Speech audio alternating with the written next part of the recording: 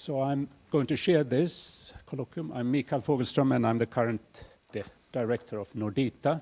For those who don't know me, perhaps you have seen me, but don't know who I am. And it's my honor today to introduce Mason Porter from UCLA, who will give a presentation on networks, topological data analysis, and social dynamics.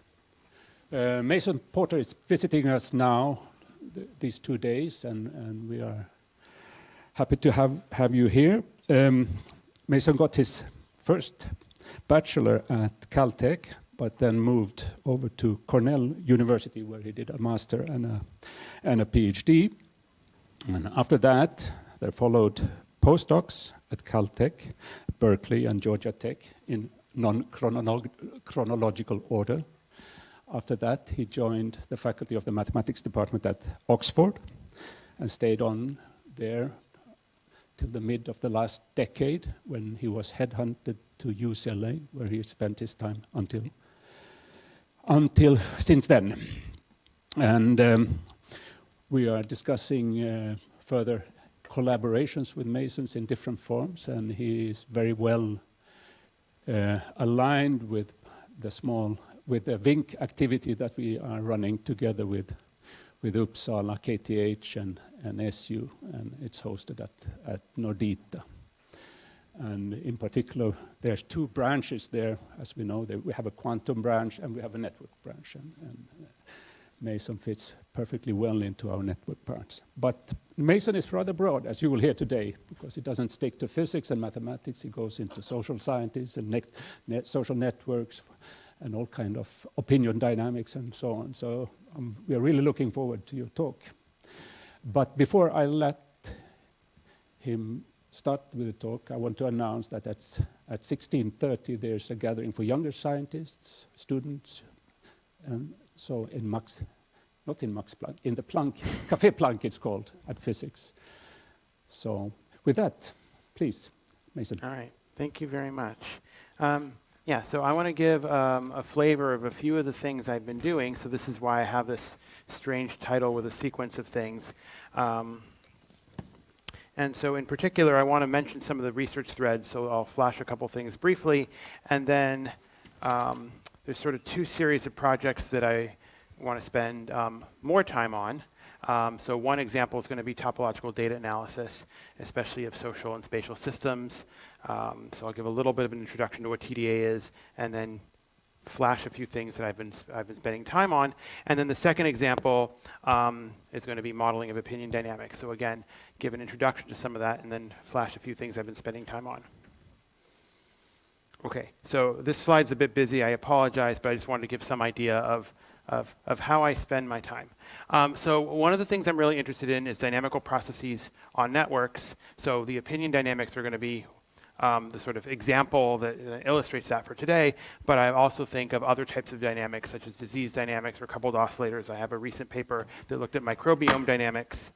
And a basic type of question that one asks in all of these is, how does network structure affect some sort of process on top of it? It might adjust the bifurcation diagram, it might adjust what the steady states are, and so on. And then the other thread that's going to be a large thread for today is topological data analysis. And then there's other threads that maybe there'll be hints of today, but for the most part, you can ask me about, maybe some of the students want to ask me about. There's a notion of generalizing network structures from graphs to more complicated objects, such as multi-layer networks, or networks where, adaptive networks where the states of the nodes are coupled to how they're connected. So there's recent and also upcoming work on mitigation of some statistical biases and certain clustering methods in those sorts of networks that you can look on the archive for soon. Another thread that I've been building up in the last few years are some connections between mathematical physics and network analysis and data analysis. So using ideas like graph energy or clustering-induced localization. So again, there's some threads going on there. And then another thread that I'm going to actually pass along some stuff I brought with me because it's part of a big grant proposal, is to look at disordered metamaterials, or what we call disordered metamaterials. And so I brought quasi-2D examples. The 3D ones are home, but these are 3D printed, and those are some things that we're also analyzing. And I'm going to show a picture of the 3D one. So these are to pass along. I do want them back, but hopefully you'll see what they are. So this is with various folks at NC State and Johns Hopkins and University of North Carolina. So the 3D ones are about the size of my fist. You actually have a point pattern that you pick from something, so different probability distributions. And then given a point pattern, you pick some way of constructing a network. Could be a Voronoi type tessellation, could be something else.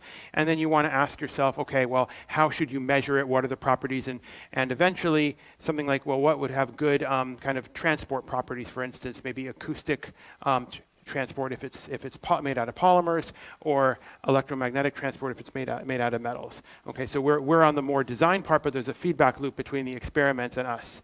And so I'm passing along some early quasi-2D examples, but the stuff like what's in this slide are the things that we're really thinking about. And there is a Canadian coin there for scale. The person who 3D printed that's from Canada, so she put a Canadian coin for scale. The paper that I am leading from kind of my end, the first paper, so this should be on archive next month. Technically, it should have been on archive 2 months ago, but things take longer. We're looking at discretizations of ideas from differential geometry, and in particular, we're calculating Olivier-Ricci curvature, which I won't define today. But this is to measure edges that are barriers to transport, and it's sort of related to doing a total effective resistance type thing. So highly negative edges turn out to be barriers to transport. Okay, so you can look at that. Yes, commercial breaks from our talk. Okay, anyway, you can look. This should be on archive next month, I hope. Okay, so now to the more main thread, the first of the main threads. So topological data analysis. There are some papers up here if you want to look at them. The first one's actually a paper that we wrote for teenagers and preteens. So if you have high school age children who want to learn about topological data analysis, that is the paper that they should look at. We also have a paper in physics today, so that should be readable for any undergraduate physics major, or else we have not done our job. And then there's some more research-oriented papers. There's a review article. There's actually quite a few, but the one I picked out is one that I like, and that's technically written for neuroscientists, but it's a broadly useful one. And then if you want to try implementing TDA yourself, in particular persistent homology, this paper, this last one on the bottom that I'm a co-author on, is meant to be for people who are trying to implement this themselves for the first time. So it also should guide you through doing it. Okay, and I'm happy to share slides and so on. Okay, so the key idea, and you can actually buy these if you want, it's from Henry Segerman and somebody else.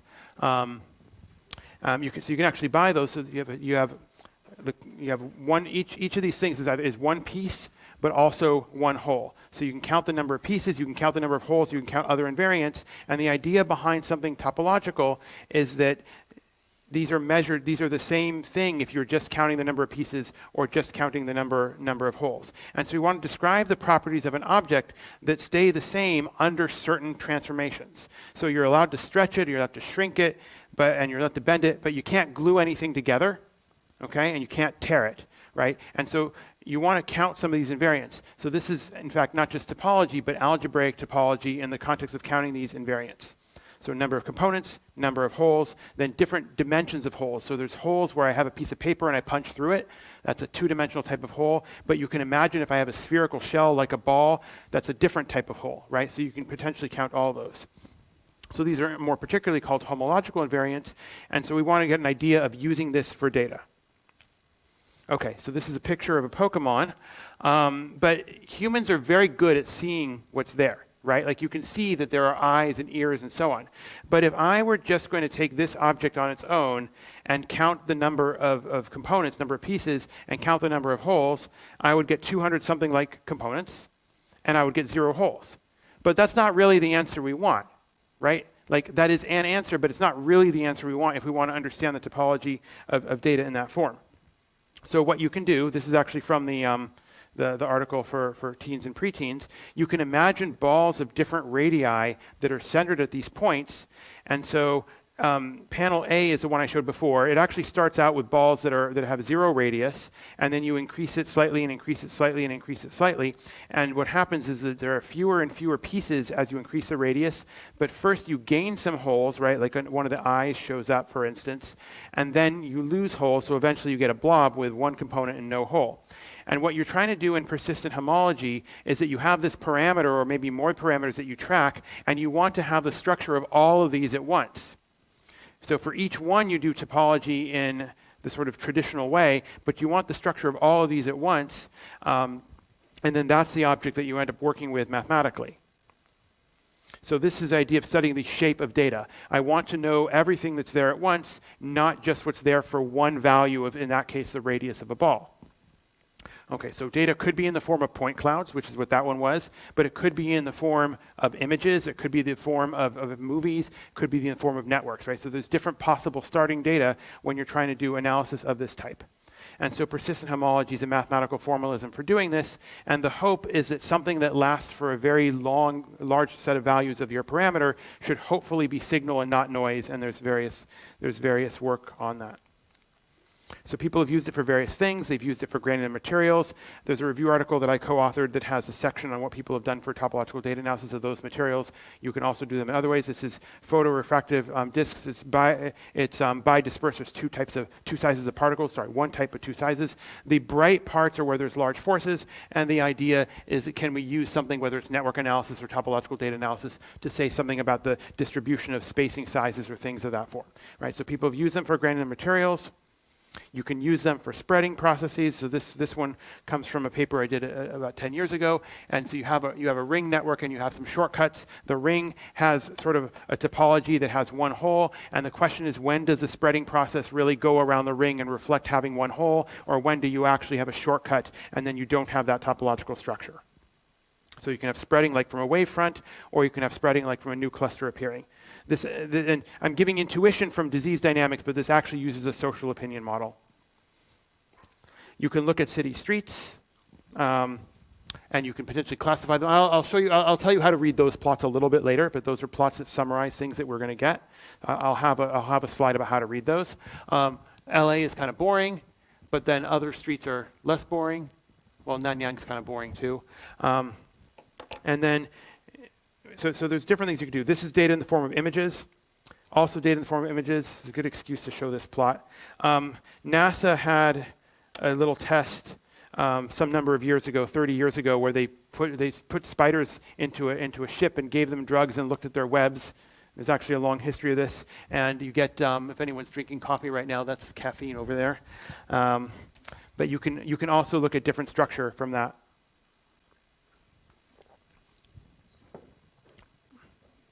Okay, so just a little bit of a whirlwind, but hopefully that gives you an idea of things you can use it for. There's many more.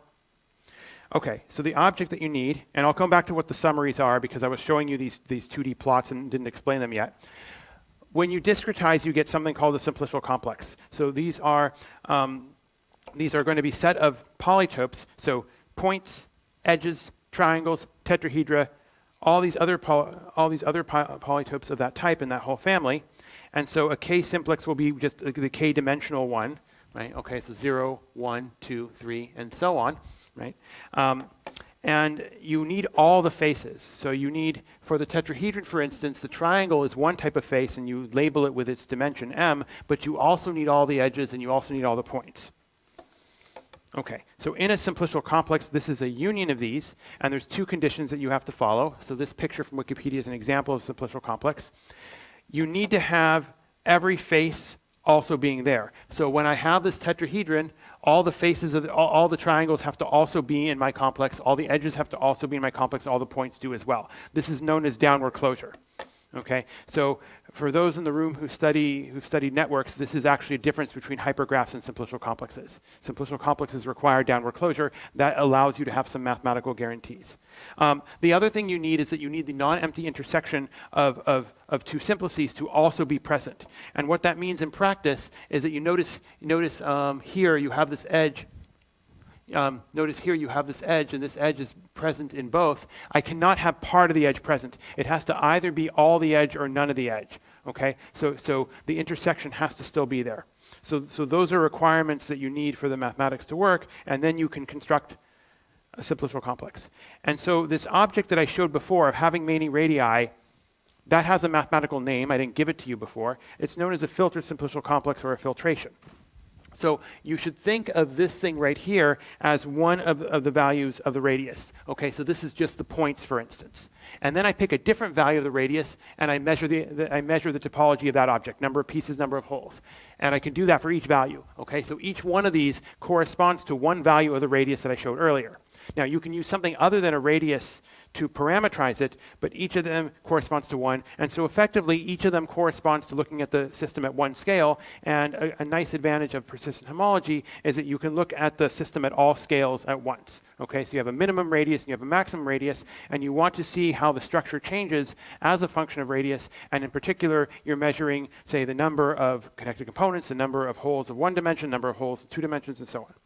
And structures that persist over many values of the parameter are supposed to be features. Structures that don't are supposed to be noise. I use the word supposed to on purpose because it gets more nuanced than that depending on how you do the construction. And in fact, one of the things that I've been involved in different projects is different ways of doing this construction depending on the problem that we're studying to have something that reflects the problem we're studying. I showed you a standard construction pictorially known as the Via-Torres-Rips construction, but there are others. Okay, so there's two summaries. I want to tell you how they work.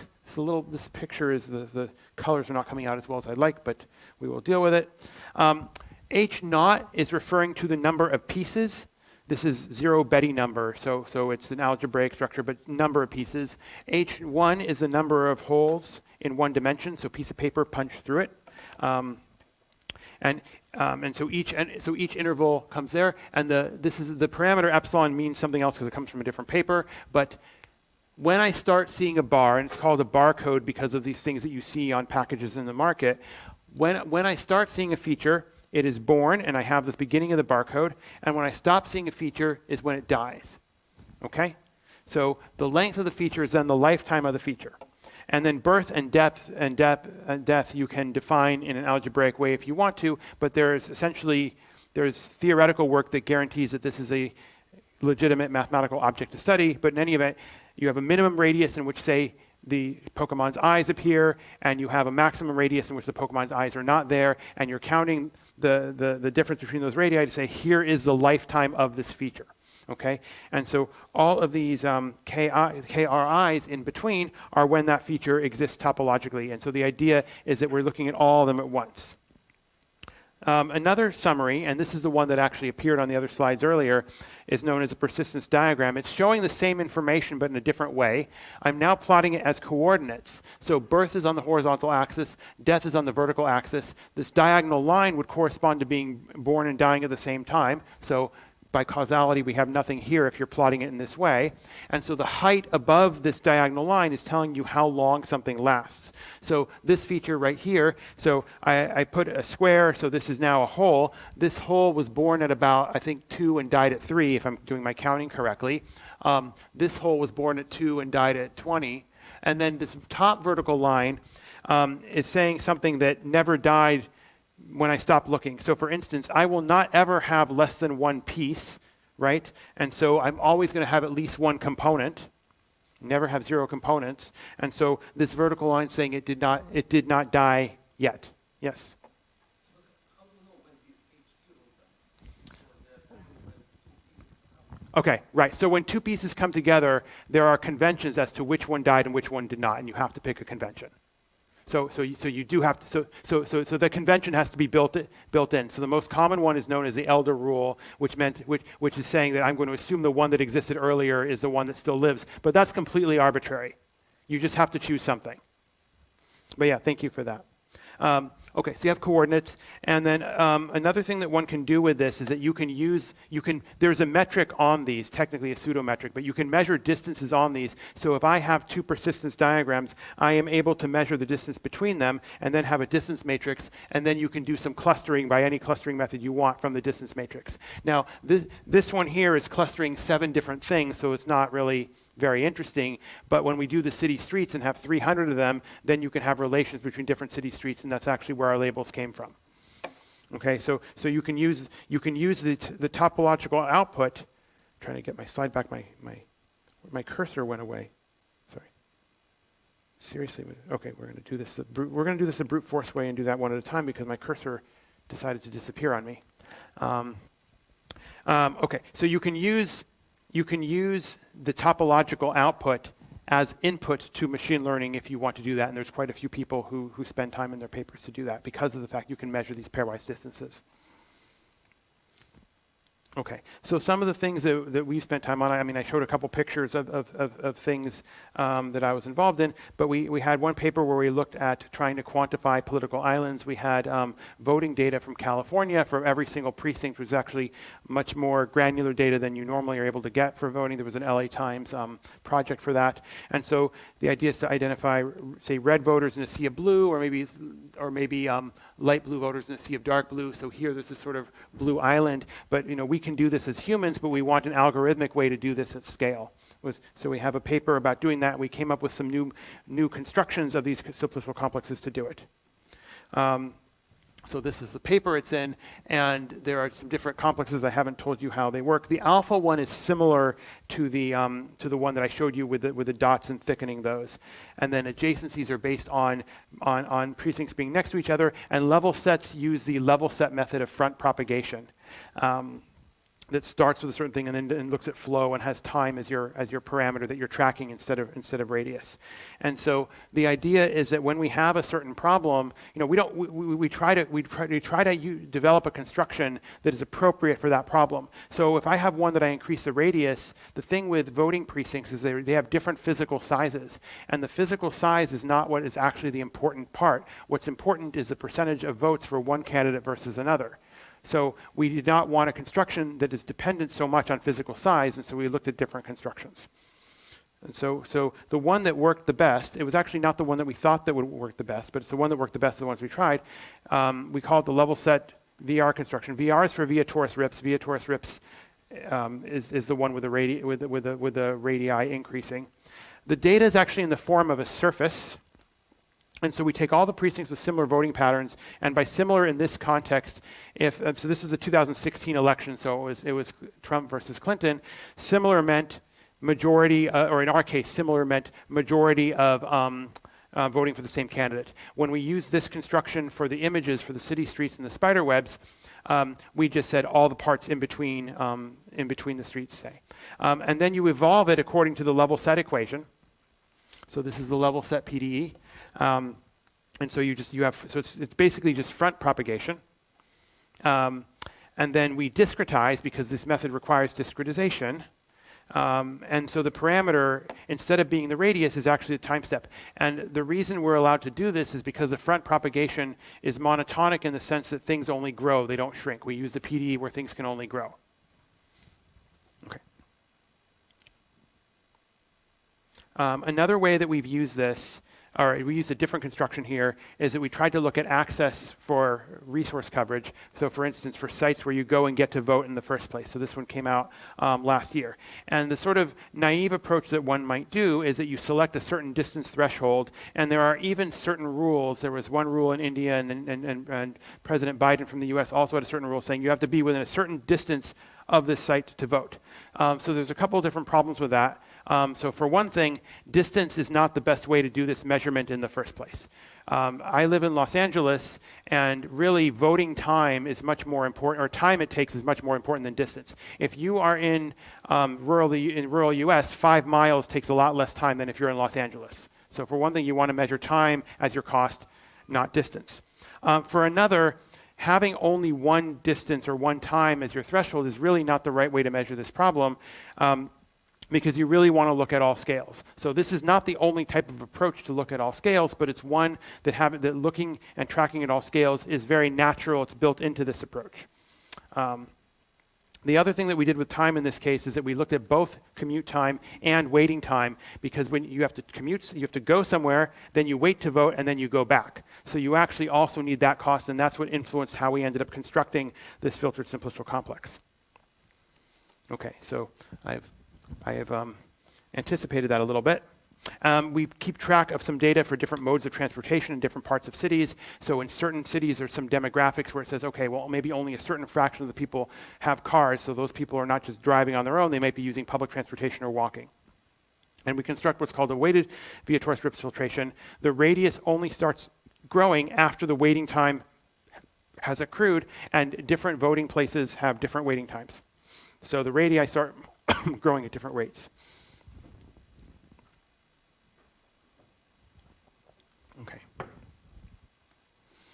And just to give a snapshot of one of the things that we see, so this is comparing Atlanta to Chicago, and we're looking at the death time. So the death time says that by that amount of time, everyone living in a certain spot should vote. Okay? So we're not measuring lifetime, we're measuring only death time because that's more appropriate for this particular problem. And so what you can see here, so we're picking on it, I mean, actually the stuff in Atlanta was partly what motivated this project. There was a whole bunch of things about certain polling sites closing. So Governor Stacey Abrams at the time was making a big to-do about it. So Atlanta was kind of the motivation. That we wanted to check a few different cities, and we needed to use Google API and spend a bit of money to actually get the data that we needed. And having a distribution that's farther to the right means that there are more places where it takes longer to vote. Okay, so the idea is that if you have more places farther to the right, there are more issues in how long it takes to vote. And so it's not surprising, but it's still good to actually go and do the calculation that Atlanta does worse than Chicago. And in fact, the areas of Atlanta that particularly do worse, unsurprisingly, are ones with certain demographic characteristics, right? So this plot doesn't show that, but you can put it on a map of which places take how long, and you can see some of that. And then we're now currently looking at parks in Chicago, where so Chicago because it has good public data, not because Chicago is of specific interest for this. But it has a very good civic website with lots of data. So the thing with parks is that we now put scalar values at the points, and so this is then a different aspect of the problem that's again suggesting what we do mathematically. Because this park here, which is actually a park that until February this year had the Guinness Book of World Records of smallest parks, but it's now been broken, is not the same as a really large park, right? So we want scalar values to be used at. So subtle differences in the problem that we're studying influence how we do the mathematics and the choices that we make on the mathematics, is one point I wanted to make.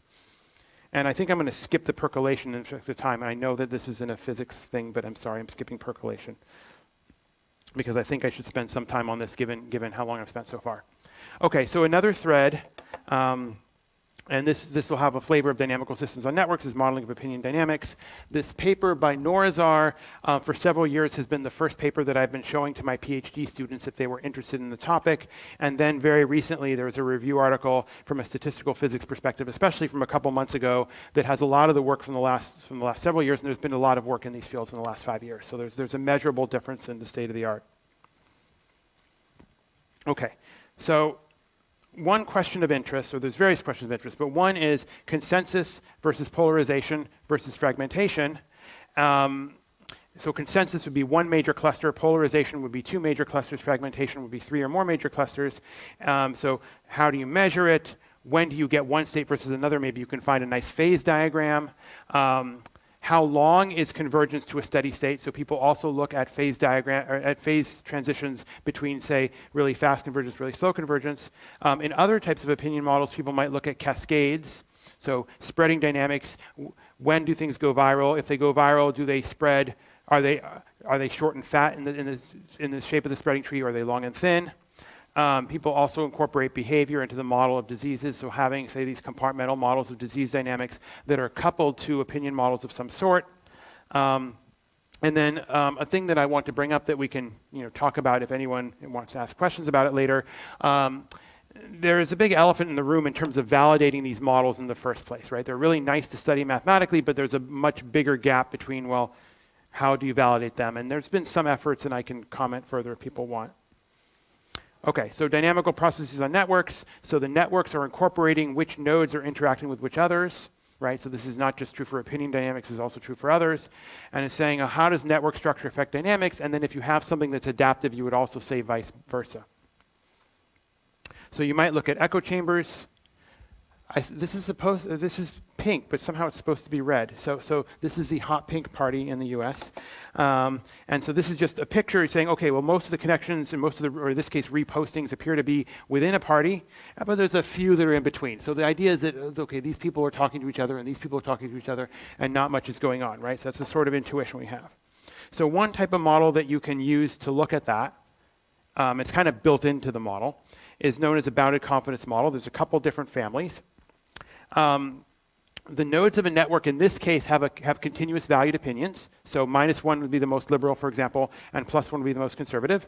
And then when two agents interact, so you might pick a pair of agents, say uniformly at random, if their opinions are sufficiently close, so that's going to be one of the key parameters in the model. The plot on the right, which I'll explain a bit more, will illustrate it some more. Then they'll compromise by some amount. That's another parameter that one can have if one wants. And otherwise, their opinions don't change. You can generalize these things. So mathematically, this is a statement of this. So the C is this important parameter. So if the difference in their opinions is less than this value C, which in the simplest model is taken to be homogeneous, then they're going to shift towards each other. Okay? And otherwise, they will not. Right? So you have a heavy side function built in. You can have models where you smooth it out, and so on. If you do this and say you put it on a complete graph. Okay, so here I did 0 to 1. It happens to be scaled differently, but 0 is the most left and 1 is the most right, and we have time moving along. The colors are according to their final opinion. So the colors are output, not input. You'll notice that there's some spacing here that looks regular. And the reason is that the parameter C, if you're in an all-to-all coupling situation, imposes a scale onto the model. So it is not possible for two things to be closer than C and to not eventually converge to the same opinion if they are connected to each other in a network. Okay, so this imposes a scale onto the model. So I want to bring up a couple things that can mess around with that. Okay, so one thing you can do is put in network structure. This is a complicated picture, but let's go to the one on the lower right. This is using an Erdős-Rényi graph with 1,000 nodes and probability 0.1. So you're flipping a weighted coin, and so each two nodes have a 0.1 probability of being adjacent. This is actually showing convergence time, not showing number of opinions, but the number of opinions follows a similar pattern. Higher up means it's converging faster, and also it tends to mean it has fewer opinions, or fewer distinct opinions. And the one the parameter on the lower right is how much you compromise each step. The one in the middle is an exact compromise. We allow over-compromise in this particular model. And you notice that for this lower part here, you have either it takes a long time to converge, or this is the darkest red, division means it did not converge by the time we gave up. These models actually are very expensive computationally. This curve here, which we did numerically, actually other people in a different paper have subsequently actually found that this really is a phase transition. And they've done a mean field type model. So this is why I wanted to show this particular plot, because this is one of the things that people look for, phase transition between different types of behaviors, and as depicted in the plot, in this case, fast convergence versus slow convergence. Another thing that you can do is that we have done is you can put things on hypergraph. It's not just two people in the room. They might have 3 people in the room or 4 people in the room, and then you need to decide how I'm going to generalize a certain function. So the function I want to generate. Whoops, one more slide back. The function I want to generalize is just saying the difference between two opinions is less than C. Okay, and so I have to somehow count some number of nodes in an hyperedge and say what it means to be discordant and have some analog of C. And so what we're doing is that we're taking all the nodes in the hyperedge. XE bar is the mean opinion of the hyperedge. I happen to be taking squares here for a certain reason. And we're saying this is a total amount of discordance. And if this total amount is less than C when I pick a hyperedge, I will move, and otherwise I will not. So that's what's on this slide. This gets rid of the size scale. Got it. So 10 minutes before questions or 10 minutes including questions? Before questions. Okay. So this gets rid of the size scale. Okay. So this particular generalization, we had to decide how we wanted to do it. And we've lost something of the prior model, but we have other things that can occur. The particular other thing that can occur, we call it opinion jumping. It is possible in a single step for a node to change its opinion by more than the value C. That a priori cannot occur in the dyadic model, in the standard model. And the reason I emphasize this, there's been a lot of work in the last several years about generalizing I mean, everything under the sun from graphs to hypergraphs, right? I mean, you see a lot of, if you look at Physical Review E, you'll see a lot of these papers. And the thing is, if you're going to make the model more complicated by doing that, you should have some phenomenon that can occur in this more complicated model that cannot already occur in the simpler model, because you need to have some benefit from the cost of making the model more complicated. So in this particular case, there's a size scale in opinion space that gets removed. So this paper, as many of mine, have a mixture of math and numerics, and so in particular, there's a phase transition in the convergence time. I was numerically illustrating one for a prior model. We have a proof for part of it and not for others. So what is on the axis here is the convergence time. This line here is actually slightly above 0. It's not actually 0, but the numbers are too small to see. So if I make my initial opinions sufficiently close together, so sigma is the standard deviation of my opinions. If I make it sufficiently close together, you get really fast convergence time, and otherwise you get slow convergence time that's in fact exponentially slow in the number of nodes, or at least exponentially slow in the number of nodes. If I assume that my opinions are drawn from a Gaussian distribution, then the part on the right is actually mathematically proven and not just numerics. So the numerics are giving us very fast and very slow for no matter which distribution we draw them from, and then mathematically we can prove that they're very slow, exponentially so, if we draw them from a Gaussian distribution. Okay, so this is a numerical picture of something that is partly proven, as it were. But this is often the characteristic of some of my papers, where we do as far as we can with proofs, and then it's like, okay, well, this is what we could figure out, but we actually think that things that are true are beyond what we're able to prove that are true.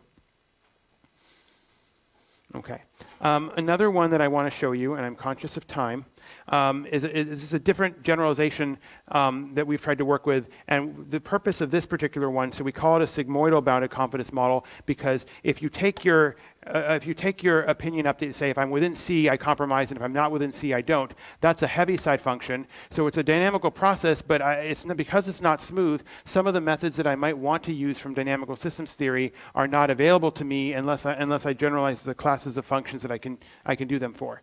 And the reason of having then a sigmoidal, so a sigmoidal can be, you parameterize the steepness, and in one limit you get the Heaviside function, and the other limit you get straight on averaging, is that now you have smoothness and you can use all the standard methods from dynamical systems theory that one wants. And then you can try to do various things with them. So that was the motivation behind that paper, and then we showed a couple things there. Now, in particular, in terms of the setup of the model, so this part over here, if I take a parameter, okay, G is supposed to be gamma, and I've managed to forget to actually turn that into a gamma. So the G's are gammas, and you can see that the gammas are showing up over here inside the exponential in our interaction function. So this W interaction function is playing the role of I compromise if I'm within C and I don't compromise if I'm not. Okay, and so if I make gamma goes to infinity, I will get the Heaviside function, and in particular, I will reduce to what's known as the Hegselmann-Krause model, which is a synchronous time version of a model that I showed you earlier today. And if G is 0, if gamma is 0, I get a straight averaging because the sigmoid turns into a straight line. And that's another well-known model known as a Taylor model. Okay, so we set it up that way, and then what this then allows us to do, and I'm just going to show the picture and not kind of go through the details, but it allows us to then go and compute bifurcation diagrams, because now the functions are all smooth and we can take all the derivatives we want, and you can start doing dynamical systems things. And we looked at bifurcation diagrams in certain scenarios. So one scenario has, starting with a zealot of -1 in one community of densely connected nodes, starting with a zealot of +1 in the other community. Those two zealots cannot change, but then how do these others change their opinions depending on what happens, and you get a rich bifurcation structure of how that occurs depending on the parameter values. Again, I'm not going to explain and go through the diagrams, but just the idea that that's the type of thing that you can explore, and that having the smooth interaction function allows you to then do that using dynamical systems techniques and not just doing it numerically. Okay, so this was a bit of a whirlwind today, but Hopefully I gave you a flavor of the types of things I do, and if you really want to understand it, you need to look at the papers. I mean, that's realistic, right? But I presented two sorts of flavors. And the first one had kind of a data analysis type flavor, but using ideas from topology to do it, and in particular being focused on social and spatial systems, but you can study it for others as well. People have used various ideas from that in machine learning, actually in the theory of machine learning, for instance. So people talk about topological machine learning is related to that. But you use ideas from algebraic topology to study the shape of data, where the idea of making sense of shape is that you look at different values of the parameter and you want to see which types of structures persist for different values and which ones do not. And then the second one that I presented was opinion dynamics on networks, and that has the flavor of dynamical processes on networks, where there's a lot of modeling going on in terms of, well, let's adjust some model to put in one more feature. How does that change where the phase transitions are and how they work? How does that change the convergence time? How does that change bifurcations? And so the series of papers that I've been involved in, each paper has a different change, and we ask ourselves, what is the impact of that change, right? So it's a different sort of flavor of work and different kind of mathematical tools that get used. But both of them are things that kind of relate to these sort of modeling of social dynamics and so on. Okay, so that's all I wanted to say, so hopefully we've got some questions.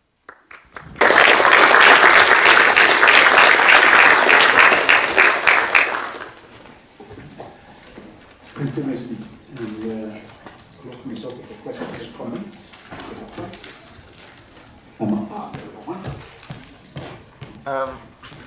So, sort of representing all possible opinions on one line is kind of it's a very small thing. That if you represent your opinions on, have you tried doing it on like 2D grids? Or? I can comment on this a bit. Yeah. Okay, so first of all, I do not believe that opinions in real life are actually represented on one line. So let me make that clear, and I assume that's behind your question. There are a lot of different models out there. Some of them even just have discrete opinions. They might have just -1 and 1 and so on. Maybe you're voting for one candidate or the other. The representing opinions on one line. So the type of model that I'm using does require the opinions to be able to have a distance. It does not require them to be on one line. That's for simplicity, not because we actually believe it. There does exist some work, some by me and more by others, that have multidimensional opinions. And sometimes you just get a more complicated version of what's there before, but nothing actually new. But sometimes you get something new. And so that's just de facto people have done that for simplicity, but there are papers that have exceptions. And the various generalizations I've done, one could continue to do it, right? So it's not a sort of fundamental thing, it's just for simplicity. But yeah, you're absolutely right. I mean, that's not how the world really works. Yep. Yeah, thanks for the talk. I was wondering if you could elaborate a little bit more on the thing you mentioned about how building a filtration has to be tailored for each problem, and how you have been exploring about that. Actually, I was wondering if you could comment. Okay. I don't know if it necessarily has to be, but this is the way I choose to do it. So the reason I emphasize that, so first of all, this is what we've been doing in our papers. And one thing is that from an applied math point of view, so I tend to not be doing universality and things of that sort. It's more like I have my boundary conditions, there's domain knowledge, there's whatever it is. And whatever it is I'm measuring, how can that be incorporated in the questions I'm asking and also in the construction? So partly it's a philosophical point of view from my own training and my own experience. The thing is, there are some standard filtrations, like in the software packages. So this Viator strips one with the radius increasing is maybe the most standard one people use. That's fine if something distance-based is what you're asking. But if I'm thinking of something like voting representation, that question has nothing to do with the physical size of the object. And so if I'm just going to be using a construction that emphasizes the physical size of the object, then I'm measuring something different than what I want, is kind of where that's coming in. But I don't want to say has to, because it's not like you have to reinvent the wheel each time, right? You might have a small adjustment, or it might be that the distance-based intuition is actually right for what you're doing. But one thing that I see a lot is that, and this is especially true on the more sort of applied parts, not people who are developing the tools, they use a method that's in the software without thinking whether that method is actually right for their problem, and they're very indiscriminate about it. And so I was emphasizing it the way that I was because I try to fight against that tendency.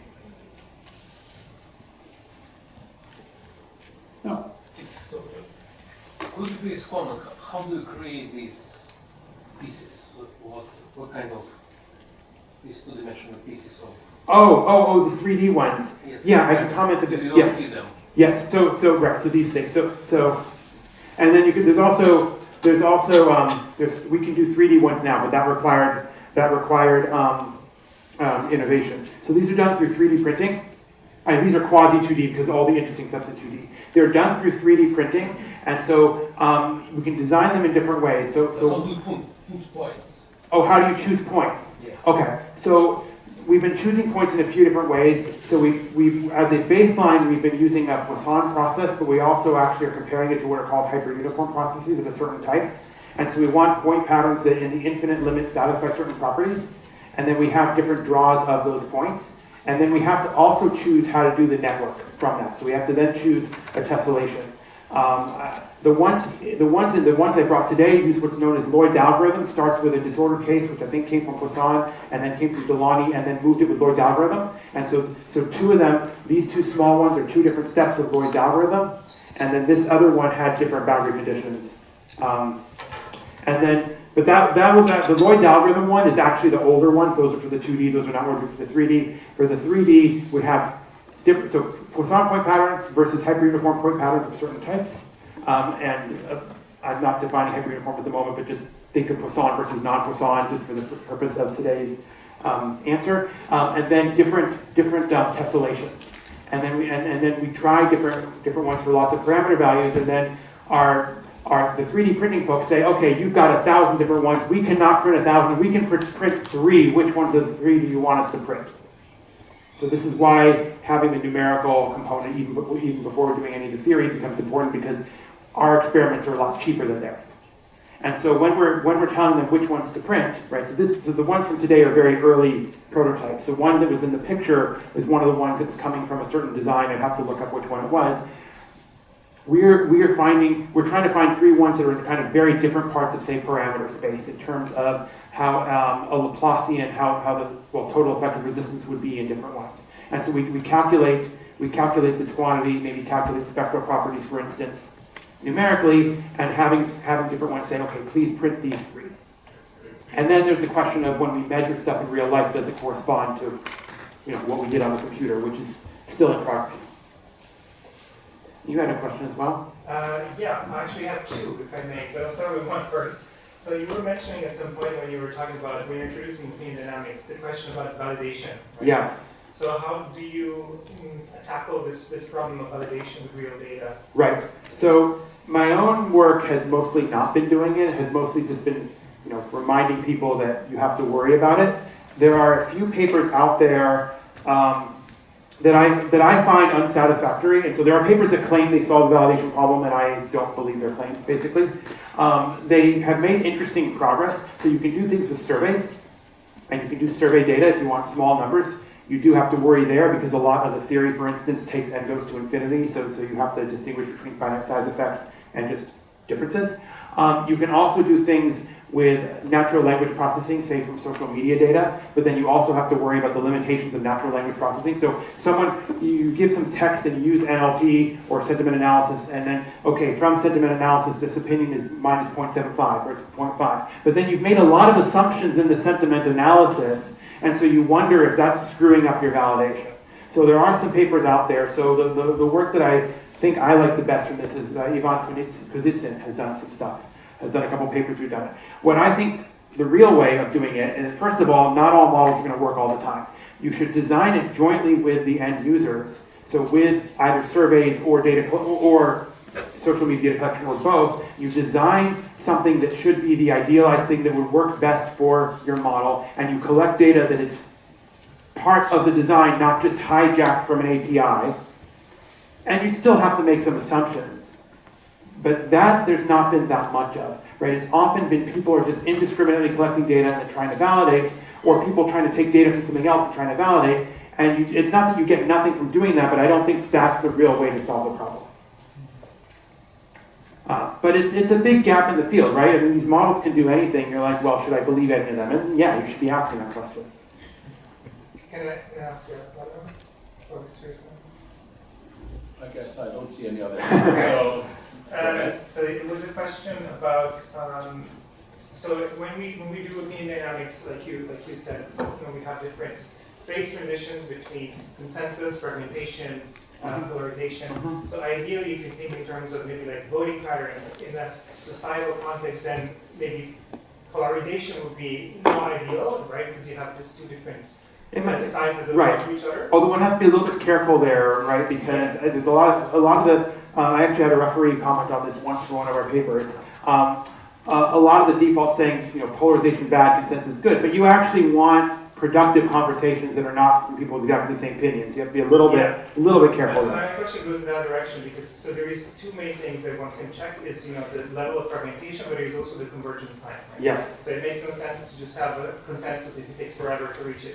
Sure. So is there a way of combining those two aspects into one metric that you can optimize for? Okay. So I have not tried to do that.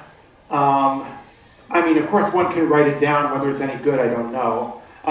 I should also say that one thing of measuring, I didn't show any of the results that did this, but entropy measures are actually good because you can keep it, you can not just say polarization to groups, but you can kind of do a weighted average of how large the groups are. And these entropy measures do not require time goes to infinity.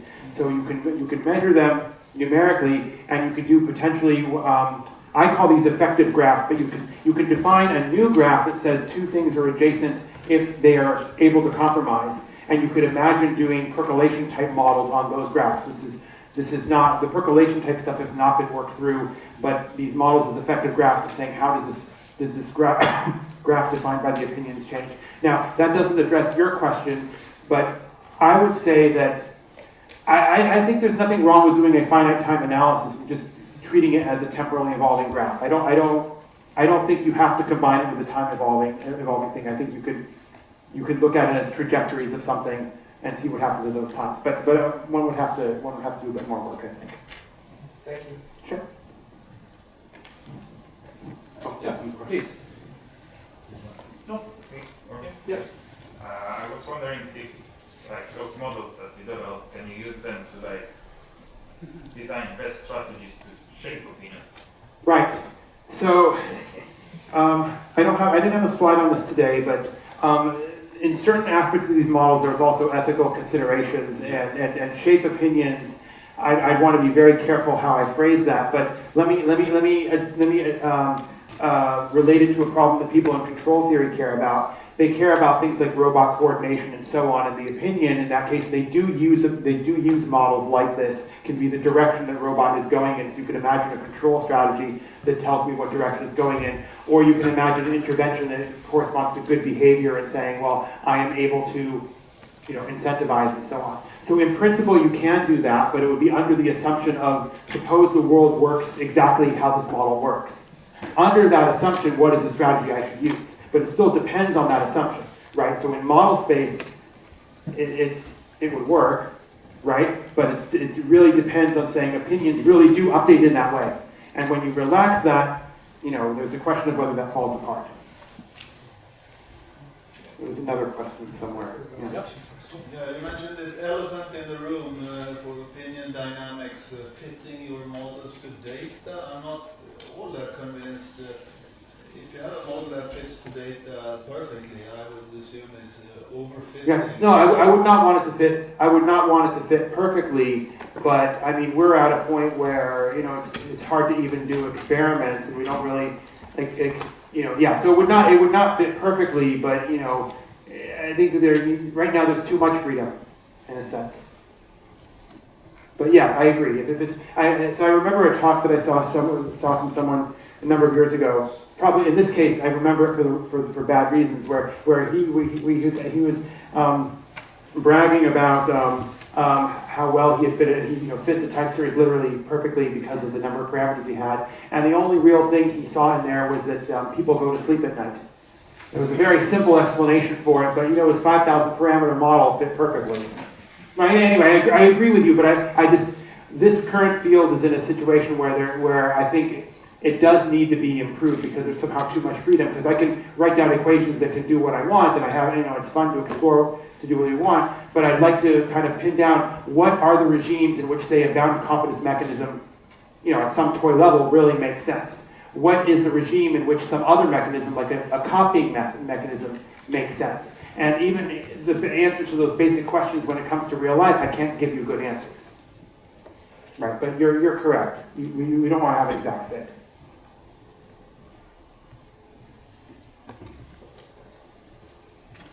Now we seem to have exhausted. Good.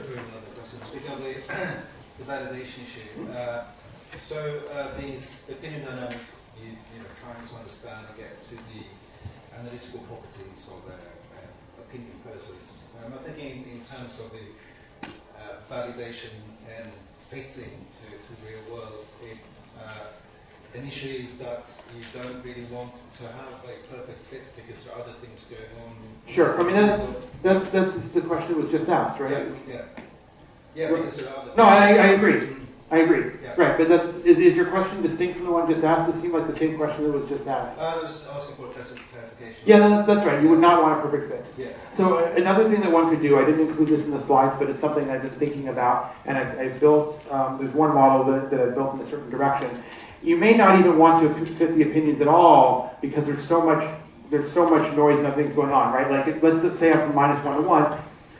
How do I determine if someone's at -0.75? But what you could do is look at their actions, who they vote for, what they repost, and you could have the structure of a spreading tree of, say, what is posted, and you could say, does my model produce a spreading tree that has statistically similar properties to the measured spreading tree, right? That's also a notion of validation, but a different type. Yeah, demographics and other. And demographics, yeah. But I do think it's important that when designing the sort of attempts to validate it, that you don't want to just hijack data. You really want to work with the data collector or be the data collector to design something in a way that's actually designed for the specific thing that you're doing, and that there's not been so much of that.